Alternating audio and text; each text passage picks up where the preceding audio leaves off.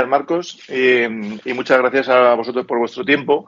Entonces, me pidió Marcos que os contara este procedimiento que estamos haciendo ya desde hace varios años en hemodinámica, que es el cierre percutáneo de la orejuela izquierda, que yo lo he titulado Una alternativa a la anticoagulación, como veréis ahora. Vamos a ver. El esquema de la presentación es el siguiente. Vamos a hacer una breve reseña sobre la epidemia de la fibrilación auricular y el riesgo de ictus, los inconvenientes que tiene la anticoagulación, que vosotros sabéis de sobra, que los vamos a esbozar un poquito. Luego vamos a entrar ya un poco en materia, vamos a contar qué es la orejuela y qué relación tiene con el ictus, qué evidencias hay de la eficacia y seguridad del cierre percutáneo de la orejuela, cómo se realiza el procedimiento, para que tengáis una idea de cómo lo estamos haciendo en el hospital. Y, por último, pues cuál sería la indicación actual del cierre de la orejuela. Bueno, pues hablando un poco de la epidemia de la fibrilación auricular, pues la sufrimos todos los facultativos. A medida que envejece la población, pues sabéis que hay más prevalencia de fibrilación auricular. En pacientes mayores de 80 años está cercano al 20%, o sea que es un porcentaje de población enorme, ¿no? Hay una relación muy directa entre la fibrilación auricular y el ictus. Pacientes con fibrilación auricular tienen de 5 a 6 veces más posibilidades de tener un ictus y 18 veces más posibilidades de tener cualquier otro evento embólico, si lo vemos en conjunto, ¿no? Bueno, nosotros nos manejamos con este score para calcular el riesgo de ictus de un paciente con fibrilación auricular, que es un score que me imagino que muchos de vosotros también manejaréis. Se le da una puntuación a diversos aspectos del paciente, pues si es hipertenso, si tiene más de 75 años, como veis es muy importante el riesgo, tiene 2 puntos de riesgo, si ha tenido un ictus previo también es uno de los factores más importantes con 2 puntos. Entonces, como veis, a medida que se tiene más puntuación en el score, pues más riesgo anual de ictus. Pues en los scores más altos tienes un riesgo de ictus anual del 10%, que es muy alto si tenemos en cuenta que si el paciente vive varios años, pues es muy probable que tenga un ictus. Otra cosa a tener en cuenta que es que, como vais a ver aquí, este es un score para valorar el riesgo hemorrágico de un paciente cuando se le va a anticoagular. Entonces, muchos de los factores de riesgo de ictus también son factores de riesgo de hemorragia, por ejemplo, la hipertensión. Si ha tenido un ictus previo, es un factor de riesgo de hemorragia, y si el paciente tiene una edad de más de 65 años, pues también. Entonces, eso hace que encontremos muchos pacientes que tienen tanto un riesgo alto de ictus como también un riesgo alto de hemorragia. Y este es el ámbito en el que nosotros estamos planteando esta terapia. Los inconvenientes de la anticoagulación, bueno, pues ya lo sabéis de sobra. En primer lugar, los dicumarínicos, que tienen un rango terapéutico muy estrecho. Tienen muchísimas contraindicaciones. Luego también hay que tener en cuenta que hay muchos pacientes que a lo largo del tiempo pues dejan el tratamiento anticoagulante. Este es un estudio de 2008 donde veis que a lo largo de los años pues hasta el 50% de los pacientes dejaban la terapia anticoagulante. Y también sabemos que incluso el no anticoagularse, en algunos casos puede ser mejor que estar mal anticoagulado. En este estudio veis que los pacientes que tenían un rango terapéutico deficiente de warfarina en la mayor parte del tiempo tienen incluso más riesgo de ictus que los pacientes que no se anticoagulaban. Los tipos de sangrado, bueno, pues nosotros y vosotros lo veréis, sobre todo digestivos, sangrado genitourinarios también, son los más frecuentes, y luego, bueno, pues hay mucha miriada de sangrados de diferentes tipos, ¿no? En nuestro ámbito, este es un estudio de la Sociedad Española de Cardiología, pues como vemos hay una cantidad importante de sangrados graves, sobre todo en sangrados digestivos, que es lo que más nos encontramos habitualmente. Y bueno, pues este es uno de los focos de pacientes donde más se utiliza esta terapia, en pacientes que han tenido muchos sangrados digestivos o sangrados repetidos. ¿Y qué pasa con los nuevos anticoagulantes orales? Bueno, desde luego aportan muchas ventajas respecto al Sintrón, ¿no? Que aún así, claro, el riesgo de sangrado también es elevado. Aquí tenéis una tabla con los estudios más importantes de los nuevos anticoagulantes, donde veis que la tasa de sangrado mayor a los 2 años de seguimiento pues era significativa. Pues el Dabigatran 13%, el Rivaroxaban 3,6%, el Apixaban 2,1%. O sea que a pesar de estar tomando anticoagulantes de los nuevos, pues existe un riesgo importante de sangrado. Y luego también los nuevos anticoagulantes, pues también existe el fenómeno de la suspensión del tratamiento a lo largo del tiempo. En los diferentes estudios, pues había un porcentaje en torno a 20-30% de los pacientes que dejaban el tratamiento y que, pues, por tanto, pues estaban en riesgo de ictus. Y ya pasando a la implicación de la orejuela, aquí voy un poquito más con más detalle para que explicaros todos los datos que os quería contar. ¿Cuál es la implicación de la orejuela en el ictus? Bueno, pues vamos a ver primero lo que es la orejuela. Esta es una reconstrucción en 3D de un TAC cardíaco y la orejuela es esta estructura que veis aquí en forma, aquí en este caso, de ala de pollo, ¿verdad? Que como veis es una estructura muy irregular, tiene tiene muchos entrantes, salientes, es una estructura que debido a su irregularidad hace que se puedan formar trombos dentro, ¿no? Los pacientes con fibrilación auricular, donde hay un retardo del flujo sanguíneo, pues en estas trabéculas que veis aquí, en un corte anatomopatológico, pues son un sitio idóneo para que se formen los trombos, ¿no? De hecho, esto ya se sabía desde hace tiempo porque este es un estudio del 2007, que han pasado varios años, donde se veía que los pacientes que tenían fibrilación auricular, el 90% de los trombos se localizaban en la orejuela.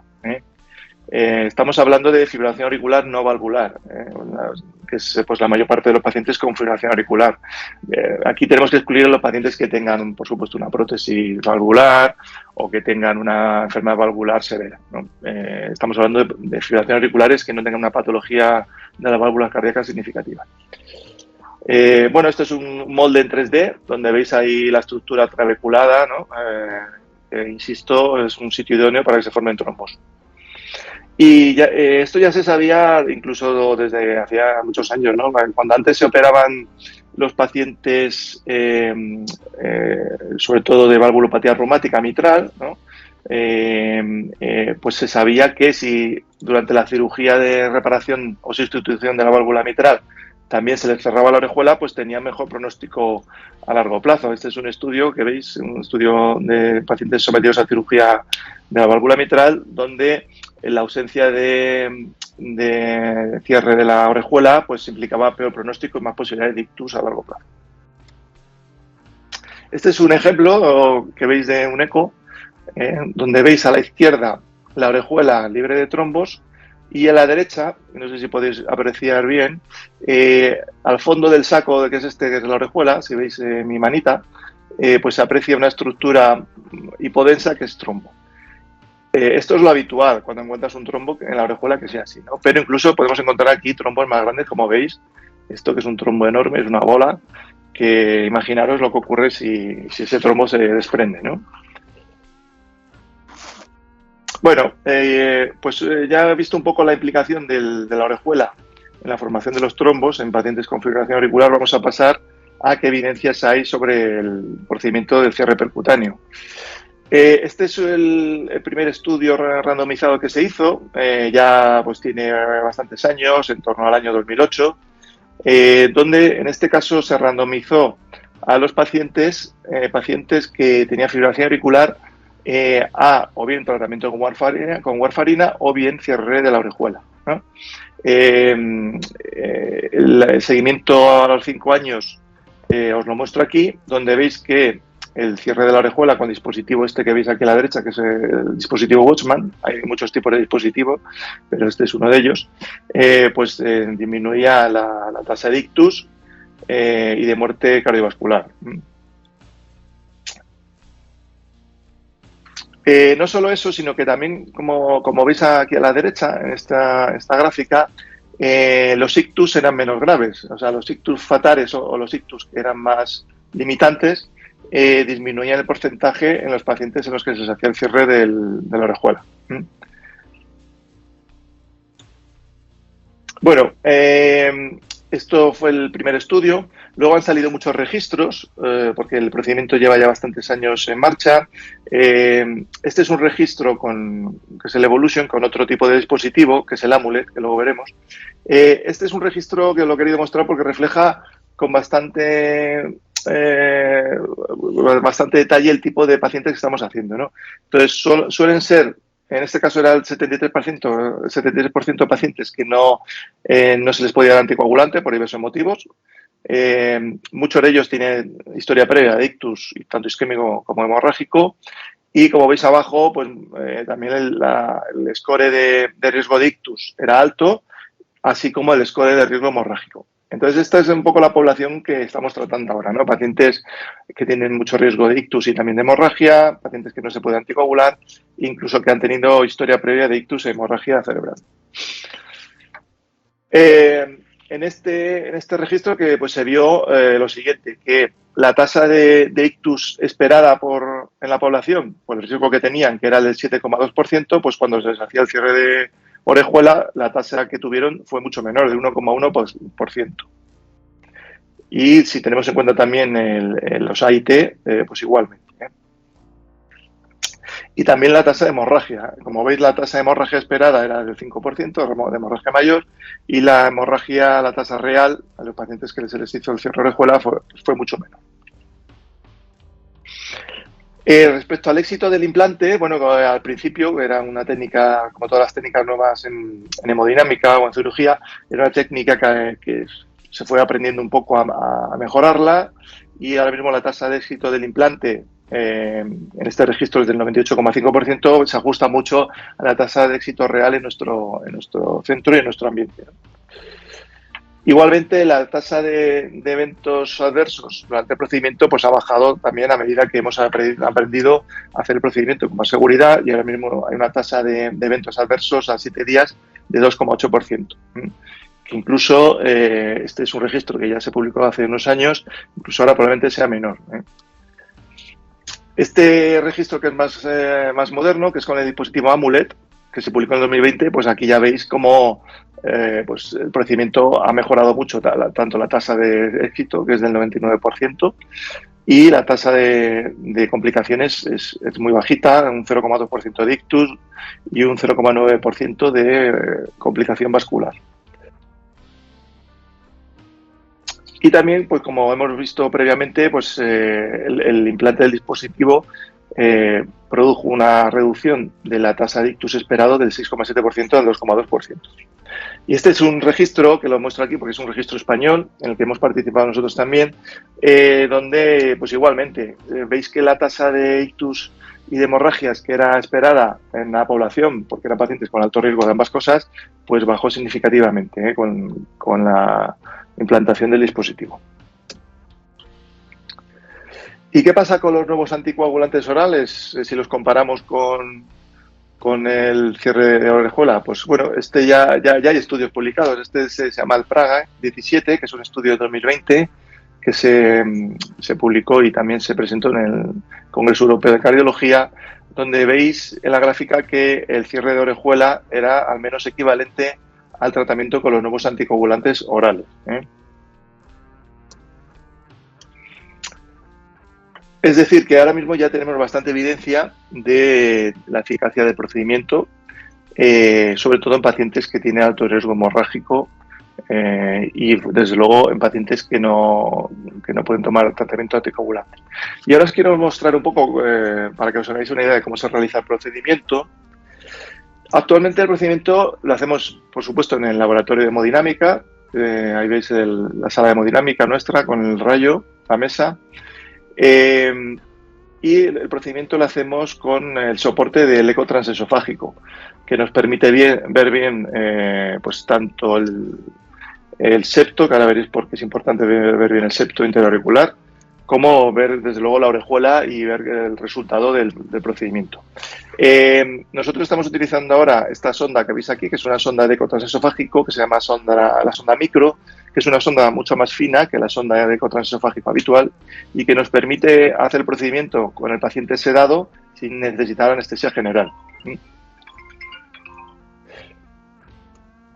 Y aquí os tengo un pequeño vídeo para que os hagáis una idea de qué consiste el procedimiento.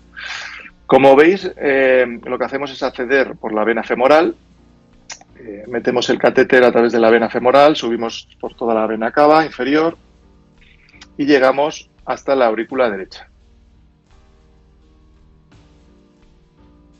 Pero claro, la orejuela izquierda pues está en la aurícula izquierda, o sea que tenemos que, como veréis ahora, pasar a través del septo interauricular.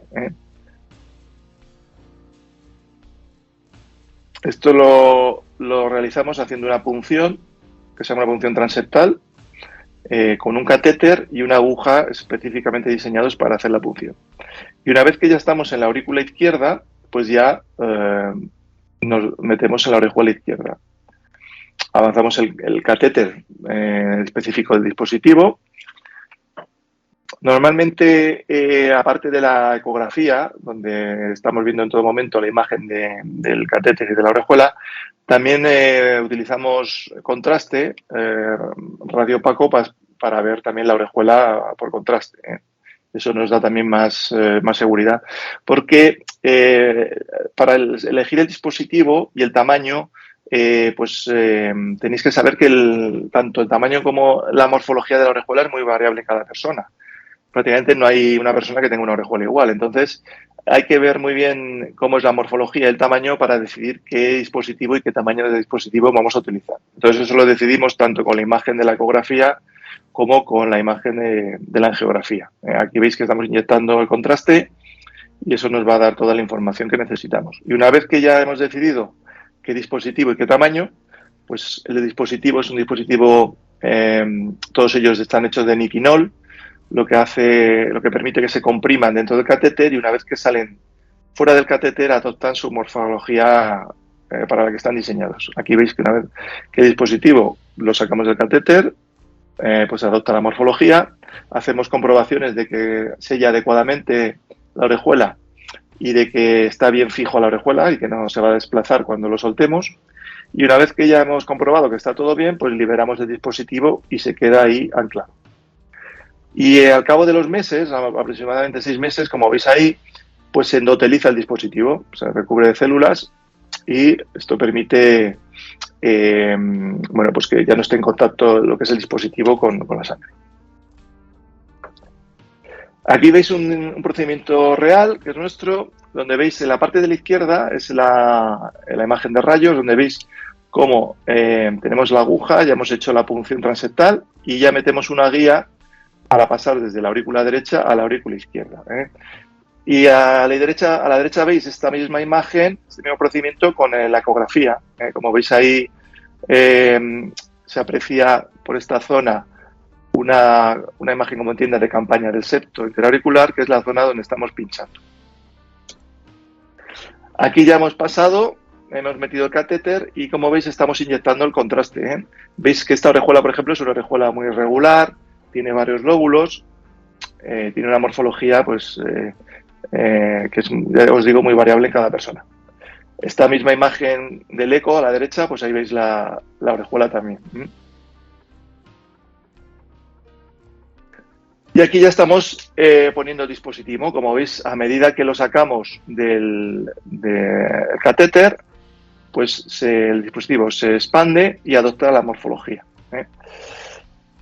A la derecha podéis ver esta misma imagen con la ecografía, donde controlamos pues, que el dispositivo esté correctamente colocado y sobre todo que selle adecuadamente la orejuela, que la cierre completamente. Aquí estamos haciendo comprobaciones con el contraste para comprobar que sella bien la orejuela y a la derecha veis que liberamos el dispositivo. Una vez que vemos que está bien sujeto a la orejuela, que no se va a desplazar y que sella bien la orejuela, pues lo liberamos. Por tanto, ¿cuál es la indicación actual del cierre de la orejuela? Esto yo creo que es la parte más importante y que quiero que os quede más claro. Bueno, esto es un consenso europeo del cierre de orejuela, donde se aportan diferentes indicaciones. Por ejemplo, en pacientes que tienen elevado riesgo hemorrágico, se puede plantear el cierre de orejuela directamente, sin iniciar tratamiento anticoagulante, ¿no? Otra indicación que hemos hecho también en algunos casos son pacientes que, a pesar de estar anticoagulados, han tenido un evento embólico, que esto pues ocurre a veces, tanto pacientes que estaban tomando Sintrom, incluso pacientes que estaban tomando un anticoagulante nuevo han tenido ictus, o pacientes que por lo que sea pues no quieren tomar anticoagulantes sabiendo el riesgo que hay de hemorragia, ¿no? Esto, digamos, son indicaciones que se pueden tener en cuenta y que algunos pacientes, de hecho, hemos hecho con esta indicación. Pero la indicación ahora mismo con más solidez, como hemos visto en los estudios, son los pacientes que tienen contraindicación al tratamiento anticoagulante. Entonces, por resumir, ¿qué indicación? Pues serían pacientes con fibrilación auricular, da lo mismo que sea paroxística o permanente, y que tienen pues una contraindicación a la anticoagulación, tanto por tener alto riesgo hemorrágico, por ejemplo, que hacemos en muchos casos pacientes que tienen angiopatía amiloidea cerebral, que los neurólogos consideran que tienen un alto riesgo hemorrágico, pues este tipo de pacientes pues sería una buena indicación. Pacientes que, estando con anticoagulantes, ya han tenido sangrados graves, pues sobre todo digestivos, que es lo que vemos más frecuente, pero también hay pacientes que han tenido sangrados graves del tracto urinario, o por supuesto pacientes que han tenido algún sangrado intracraneal, pues eso es una indicación muy potente. O incluso pacientes que a lo mejor no han tenido sangrados graves, pero son pacientes que tienen sangrados repetidos, son pacientes que están con anemia crónicas, hay que hacerles transfusiones porque tienen un sangrado permanente. Esto es fundamentalmente pacientes con sangrados digestivos, donde pues, muchas veces, como sabéis, no hay un tratamiento adecuado para evitar ese sangrado, y estos pacientes también son una buena indicación. Y bueno, pues nada más. Mi idea era que supierais un poco pues la evidencia que hay, cómo se está realizando el procedimiento y cuál es la indicación actual, que es la que estamos utilizando para hacer este procedimiento.